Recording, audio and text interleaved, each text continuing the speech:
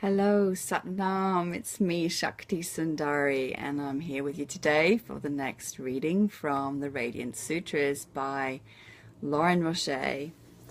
I have been out raving this morning to the Daybreaker morning rave here in London. Had an amazing time dancing with my friend Jenny and lots of other people. So feeling so good in my body, in my being, because I love to dance so much. And there's something really special about getting up early in the morning. I was up at 5 and walking down the streets when they're quiet and empty and clean, and yeah, it's just a really beautiful thing. And I had forgotten how beautiful London is and how exciting a city it is. There's so much going on. There's just always new development, new creativity, new places opening up. It's a place that's so alive, and I just recognize that sometimes I get a bit stuck in my perception of this city, and it's an amazing place. So anyway, I am back now and didn't have time to read because I was up so early. So now I'm with you, and we are on Yukti verse 38 today. Yukti verse 38 from the Radiance Sutras. I'm going to have to hold the book really close again because I haven't got my glasses on or my contact lenses in. So I'm very short-sighted.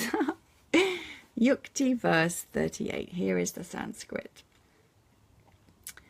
Ubayo bhavayo jnane dyatva madhyam sam ashrayat. Yugapad chadvayam tyaktva madhye tatvam prakashate. And I'll read it again. Ubayo bhavayo jnane dyatva madhyam sam ashrayat. Yugapad chadvayam tyaktva madhye tatvam prakashate.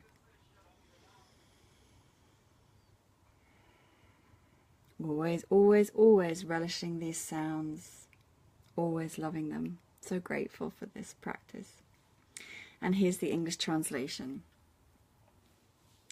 Watch for a moment in which two opposing perceptions occur, wanting to go and not going, knowing and simultaneously not knowing.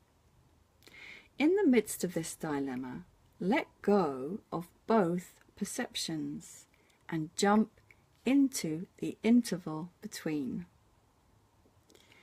Reality flashes forth. Your being is the shining field of awareness, the continuum in which the opposites play.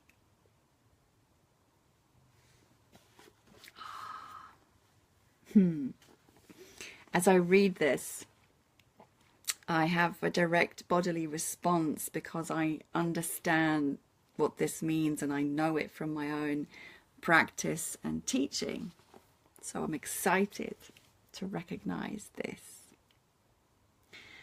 All of these practices are, you may have heard the phrase non-duality, are non-duality practices, in that so much of life in this everyday third dimension is about polarities, about opposites, about being defined as being at one end of a pole or at the other end.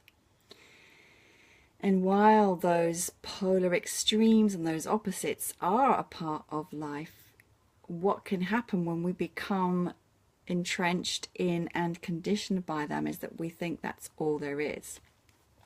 So just think, for example, in a very, very practical way, if you're trying to find a solution to a problem in your life or in your being, and your mind tries to fathom it out, so often we think in extremes, like if we have one thing, we cannot have the other thing. Like doing one thing rules the other out. Or say, for example, you're in a conflict or a discussion, a debate with a colleague or beloved, a child, and you say no and they say yes. So those are the two extremes, and the more you say no, the more they want to do it, or the more that you disagree. You get entrenched in your positions, and it becomes actually impossible to actually hear listen and understand what the other is saying. I mean, this is what so much conflict in the world is about. But when we open and let go and allow for an infinitesimal spectrum of possibilities, suddenly life opens up to us again. We are no longer cut off from the other, right? Because there's a sense of connection to, rather than an entrenchment in a position. So then we open up the field for connection. We open up the field for many different possibilities. We open up the field that it's possible to contain two seemingly opposite ideas and yet hold those both, and probably many, many others at the same time too. This is entirely possible. This is creativity. This is life. This is finding new solution to old problems by staying open and letting go of the assumption that it has to be one way and that the one way makes the other way not possible. This is the practice today.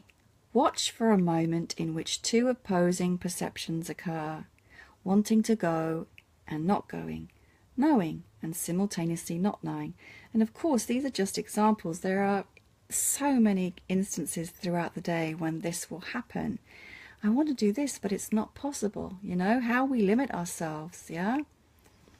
In the midst of this dilemma, let go of both perceptions, and they are just perceptions. They are not truths. They are beliefs. They are conditionings. They are patterns of thought. They are things we've been told by our parents, by our school, by our church. They are not a truth. They are beliefs that we have formed based on past experience, but not about a present moment sensing now. Let go of both perceptions and jump into the interval between. Reality flashes forth. So reality is not the perception. Reality is not the conditioning. Reality is not the beliefs. Reality is not the past. Reality is not what we've been told. Reality is not believing that we're right and you're wrong. This is not reality. Reality flashes forth.